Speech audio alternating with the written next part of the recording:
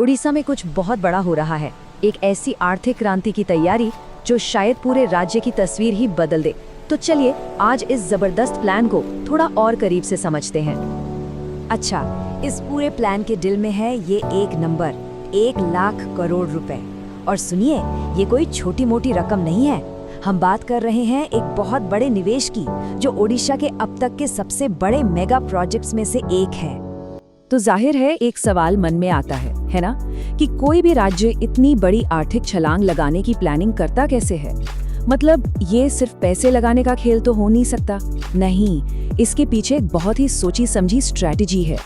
तो आइए इस स्ट्रैटेजी की एक एक परत को खोलते हैं। इस पूरे प्लान की नींव रखी गई है उड़ीसा के सबसे बड़े कुदरती तोहफे पर, और वो है इसकी लंबी समुद्री तटरेखा।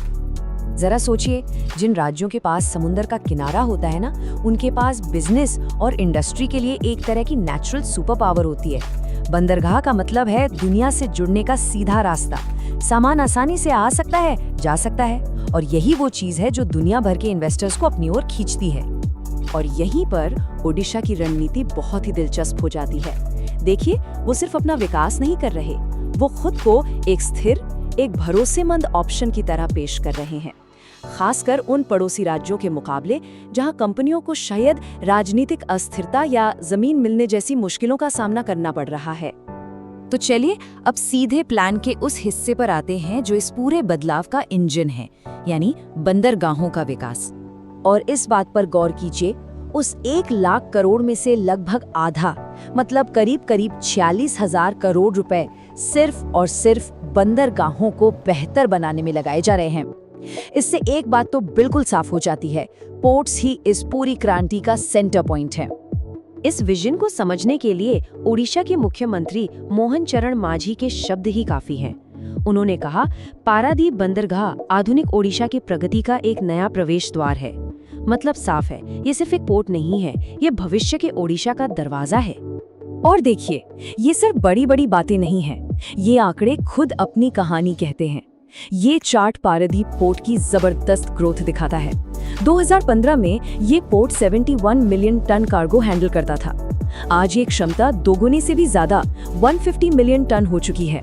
और भविष्य का लक्ष्य देखिए, 2047 तक 500 मिलियन टन। ये कमाल का विकास है। लेकिन कहानी सिर्फ पारादीप पर खत्म नहीं होती। नहीं, बिल्कुल नहीं। पूरी की पूरी कोस्ट लाइन को एक इकोनॉमिक इंजन में बदला जा रहा है।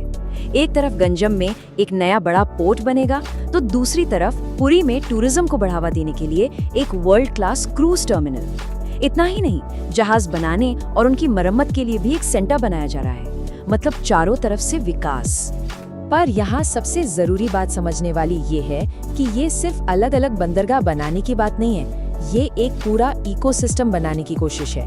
एक ऐसा जाल जहाँ हर चीज एक दूसरे से जुड़ी हो।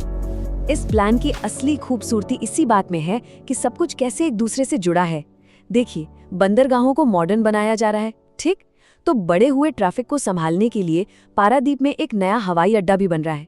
फिर इन बंदरगाहों को पावर देने के लिए एक ग्रीन हाइड्रोजन हब बनाया जा रहा है। और जो सामान बाहर भेजा जाएगा, उसे बनाने के लिए पास में ही इंडस्ट्रियल जोन भी डेवलप हो रहे हैं। सब कुछ एक साथ एक ही दिशा में बढ़ रहा है। तो ये ग्रीन हाइड्रोजन हब, ये आखिर है क्या चीज?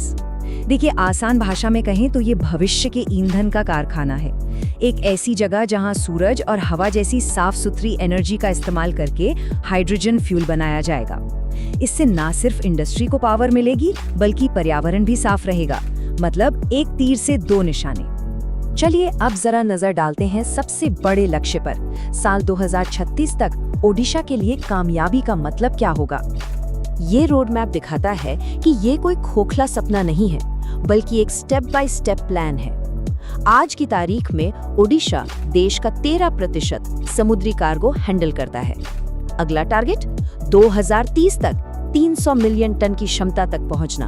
और फिर आता है सबसे बड़ा पड़ाव, 2036 तक एक विकसित राज्य का दर्जा हासिल करना। ये एक पीढ़ी के अंदर ही ओडिशा को बदलने का प्लान है। और ये चार्ट, ये इस बड़े इरादे को एक तस्वीर में कैद कर लेता है।